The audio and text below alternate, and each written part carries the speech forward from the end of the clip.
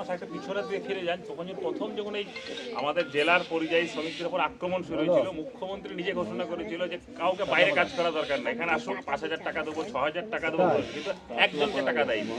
করোনার সময় যারা চলে এসেছিল বলেছিল এই রাজ্যে কাজ দেবো, আজকে সে তাহলে আজকে একে যেতে হতো না বাইরের রাজ্যে কাজ করতে।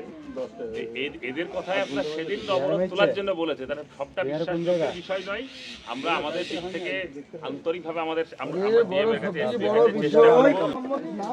মোহাম্মদ লাগলেই বিপদ, মোহাম্মদ না লাগলে মোহাম্মদ না লাগলে বলছি তুই তো বাংলাদেশ সব থেকে বড় অপরাধ হচ্ছে কি জানেন? নাম কি? অমর বল, জয় শ্রীরাম বল, জয় শ্রীরাম বল। এ কোন ভাষা? আমি মুসলিম একজন, আমাকে যদি বললো জয় শ্রীরাম বল, আমি জয় শ্রীরাম বললে কি আমি কি হিন্দু হয়ে যাবো, সনাতনী হয়ে যাবো? কোনোদিনও হবে না। আর আপনাকে যদি আমি জোর করে বলাই বল নারায়ণ তকবীর আল্লাহু আকবার লা ইলাহা ইল্লাল্লাহ, আপনি কি মুসলমান হয়ে যাবেন? আপনার অন্তর যতক্ষণ না গলবে ততক্ষণ আপনি মুসলমান হতে পারবেন না, বুঝলেন?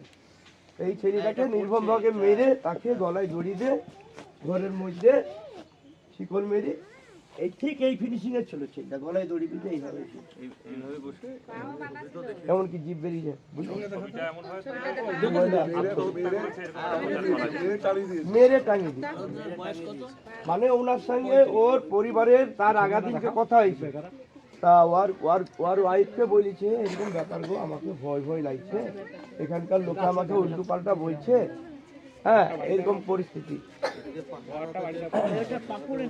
তারপরে ভয় ভয় লাগছে বলে বুঝছে, তাহলে আমার বাড়িতে বলবো, তাহলে বাড়ি চলে এসো, বুঝছে আর দুদিন থাকি, এই তো সবাই মাত্র 10 দিন এলাম, সবাই মাত্র 10 দিন আসা হয়েছে, আর দুদিন থাকি বাড়িতে। বুঝছে তাহলে ভয় ভয় লাগছে, তুমি পালে এসো, তোমাকে ভয় লাগছে কেন?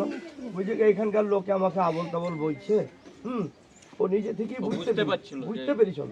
মানে বুঝতে কি ওখানে যারা যাচ্ছেন আমাদের মুর্শিদাবাদ বেলডাঙ্গা থেকে পাবলিক ওখানে বলছে আধার কার্ড দেখাও, আমি রোহিঙ্গা, তুমি বাংলাদেশি, এরকম করে হতেই চলছে।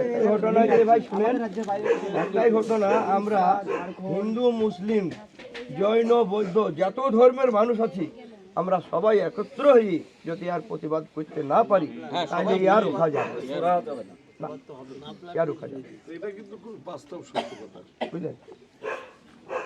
এই যে আপনার এই যে আমরা পশ্চিমবাংলার লোক, পশ্চিমবাংলায় হিন্দু মুসলিম সবাই একত্রিত থাকবে, তবেই তো সেখানকার পরিবেশ ভালো হবে। সেটাই তো ছিল, সেই জিনিসটা ছিল। আজ দেখেন বিজেপি সরকার করতে চাইছে কি, এই পুরা পশ্চিমবাংলাকে আমরা হিন্দুত্ব করবো, গোটা ভারতবর্ষকে আমি হিন্দুত্ব করবো, একটাই জাতি থাকবে সেটা হিন্দু। এটা হচ্ছে বিজেপি সরকারের কথা।